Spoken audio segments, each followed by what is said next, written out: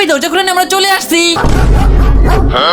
আরে হুজুর দেখেন এই ঘরের ভিতর থেকে তো কুকুরের আওয়াজ আসতেছে। চলেন হুজুর চালু করে এখান থেকে পালিয়ে যায়, না হলে কুকুর আমাদেরকে কামড়িয়ে লাল করে দিবে। আরে মিন্টু ভাই মনের মাঝে সাহস রাখো, কুকুর আমাদেরকে কিছুই করবে না। আরে কুত্তা শুনে আমি তোর ক্ষতি করার জন্য আসি নাই।